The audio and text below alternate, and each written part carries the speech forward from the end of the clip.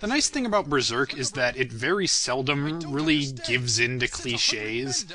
This was the exception. Miura has a thing for having bad guys give a whole speech about how it's impossible, he can't possibly lift that sword, he can't possibly kill that demon, right before Guts does whatever it is that they're talking about. So I had to give him some shit for that, because what a cliche, seriously. How contrived can you get? But this episode was an oddball one. It kind of blindsided me because I was so preoccupied thinking, oh, the eclipse, what am I going to do for the eclipse, the eclipse, the eclipse? I kind of forgot that there was this episode right before the eclipse where not a lot really happens, and it's just kind of bittersweet and melancholy, and usually, you know, I can, even if I have no ideas, I can just jump in and just go, and here I had nothing. Just for the first time, nothing after that first little bit there. And for a while, I honestly considered just lumping this in with the finale, but I'd managed to avoid doing that up until this point, and it seemed like a cop-out to do that at the last second. So finally I realized, well, you know, I might not be able to make this one because it is so sad.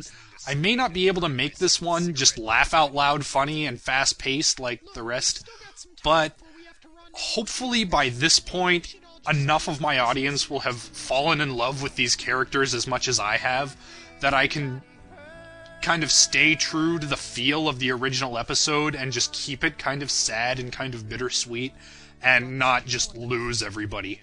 And there were definitely a couple of people who you know, didn't care for this episode. You know, definitely a vocal minority there. And, you know, all due respect to their opinions and everything, because I don't think this is my strongest episode either. But just the fact that there wasn't just a huge backlash against it from everybody, in my opinion, kind of validates that theory of mine. And, you know, as I tended to in the latter half of the series, anytime I ran low on ideas, I could always pull out giving poor Judo some more shit again, because that was just always good for a cheap laugh. Poor Judo, we love you.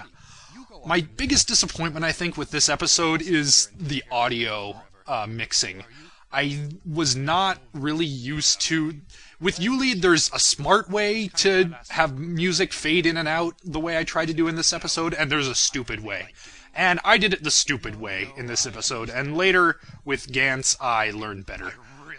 So it was never quite happy with... It never quite seemed natural. It was always kind of abrupt when the song would fade in and out. And I think if I'd gotten that just a little bit better, this episode as a whole would have been stronger, but... Oh well, hindsight is 20/20 and all that. And, you know, looking at it now, I remembered it as kind of this, you know, weak episode in between everything, but it is better now looking back at it than I remembered. Just a little slower paced, a little more sedate than a lot of my stuff. I did always like Gaston's crazy scheme. That would have been a great spin-off right there. The wacky adventures of Gaston and the Hawks Raiders in drag in the Midland Court town. Oh, but I think this bit right here, this last minute and a half or so, is where the episode really picked up and really started to get strong again.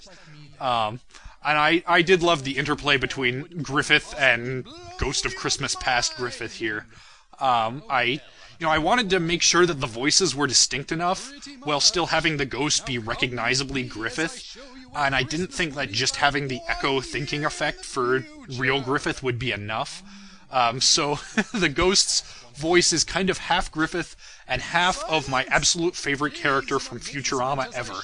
The guy in the first episode who unfreezes Fry and says, "Welcome to the world of tomorrow!" I love that guy, and I was so stoked that I got a chance to kind of work that voice into here. And Belidos was a big hit. It was another total last-minute addition, but people really liked that. I love the fact this is a great character moment for Griffith in the anime and in the manga. I love the fact that what breaks him is not the year of torture It's not Guts leaving. It's not seeing Guts and Casca together. All those things contribute, but the final straw, the thing that he just can't live with and stay himself, is just the thought of living a normal life. That's what breaks Griffith. He can't stand the thought of just being a regular civilian living at home with a wife and kid. And sorry, I'm rambling again, but I just want to get this out. I noticed just recently, it's cut out of the abridged version there, but there is a kid in there, and the kid's name is like Guts Jr., which I always thought was, oh, that's kind of cute. Griffith named his kid after Guts. And I always kind of wondered, so I guess Griffith can still have kids even though he's all crippled and stuff. But I can't believe it took me this long to realize, wait a minute, of course Griffith can't have kids. There's no way that dungeon master, cut his tendons in his arms and legs, cut out his tongue, broke every bone in his body multiple times, did all that horrible stuff, peeled off his skin, and left his junk intact. No, that's Guts' kid.